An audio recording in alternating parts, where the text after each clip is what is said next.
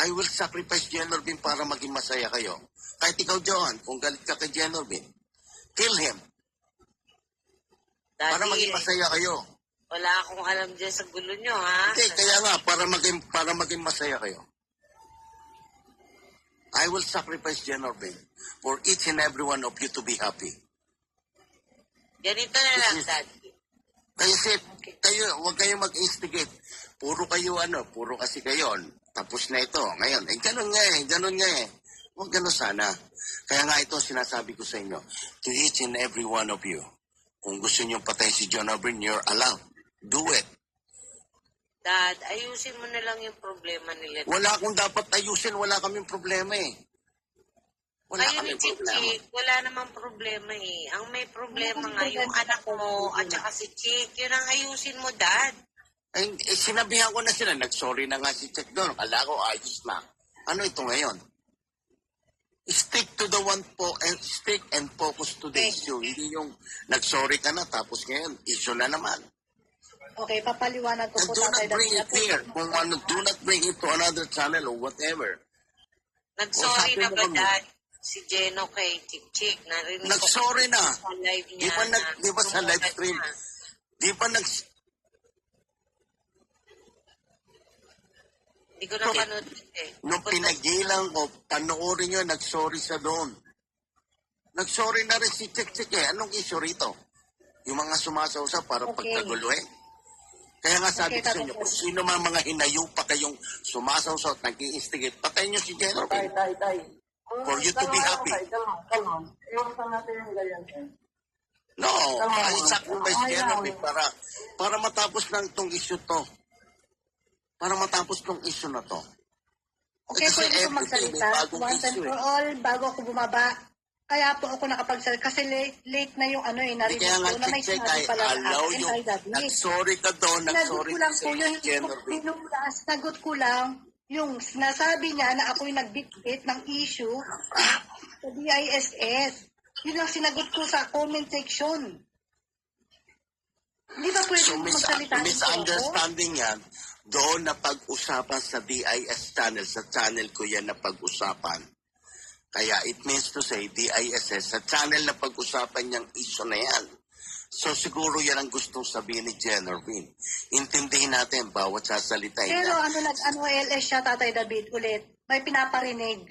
Narinig ko rin yon mula sa bibig niya. Pinapalinig Bakit niya daw? kung ano yung sinasabi. Bakit Kaya kayo nga, intindihin niyo. Tatay David, makinig ka rin naman sa akin. Hindi po ako galit sa inyo. Totoo lang. Gusto ko lang din magsalita. Ayoko yung binubusal-salan. Pwede lang ba? Hindi ka naman binubusal-salan, kaya nga nag-inbox ako sa iyo. Kaya po, pwede pong magsalita. Kasi kanina, kasi busy ako, may work din ako. Nabasa ko na naman na narinig ko na naman, may pinaparinggan na naman, na yung mga history na nambalahura sa'yo, dad. Di ba nag-e-elis nga kami, hinahanap ka nga namin. Para Ba't ganon? Kung Meron gusto pa mo kasing muna side si effect Jenorvin. eh. May side effect pa kasi ako nga, di ba nag-sorry na ako. Hindi ko nga na ano yun eh. Kung nag-sorry nga sa Hindi ko si sinabi Jenorvin din eh, di ba? Ako po ang una nag-sorry. For your information, ako po ang una nagpakumbaba. Hindi po siya. So okay, anong gusto natin gawin kay Jenorvin? Gusto mo pa, Ano barilin lang natin. siya? Wag na lang siyang maghatak na pati DISS Kaya sabihin mo ngayon. Wag ganon. Sabi mo, putang ina mo, Jenorvin, Huwag mo tumigil ka, idamay. Jenorvin, shut the fuck up. Wag niya Huwag idamay yung tama mga... kahit sino rito. Paninindigan ko, Jenorvin, shut the fuck up. Para maging masaya itong mga tao rito. Para wala nang issue, ayoko na marinig ito. Jenorvin, shut the fuck up. Okay? Sige, salamat. Bababa na ako. Pero kung di nyo pa rin naintindihan sinasabi ko, bahala kayo sa mga buhay nyo. Kahit sino sa inyo. Wala akong pakialam. Bye-bye. Mainit ang ulo mo, Dad. Mainit Ako'y ang bababa ulo. na rin na. Diyos na. Tapusin nyo na kasi yan, si Sauling at saka Oh, sige, Chick. wala naman ako ano dyan kay Justa, siyempre na yun ang nararamdaman niya, di natural lang yun. Ako naman, nagsagot lang. Tama na. Ayoko masasaktan ng tatay David ko. Mababa na rin po ako. Sige, Ayoko salamat nasasaktan ha. ng tatay David. Parang Pasensya na. lang nasaktan lang si Ayoko na. Hindi masyado Oo. isip Hindi ko nasasaktan ng tatay David ko. Kahit di kami nagkita ng tatay David, puro ang puso ko sa kanya. Thank you so much, tatay David. Ha? Pasensya ka na. Nagre-real talk lang po ako. Pero hindi na maulit. Naglalabas lang ako ng sama ng loob. Sana lang maintindihan ng lahat.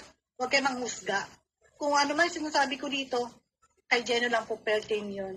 Oo. Na dati kong kaibigan, pamilya, wait lang po. Bago magpaalam. Minahal ko yan sila. Mas nauna ako kay Jeno. Hindi ko naman pinagmamalaki yun. Pero, yung sa akin, kahit di kami nakita ng tatay David, nasa puso ko yan. Alam ko kung saan siya nasasaktan. Hindi dahil nagkita na kayo, ikaw na ang mas malakas sa kanya. Hindi ganon, Jeno.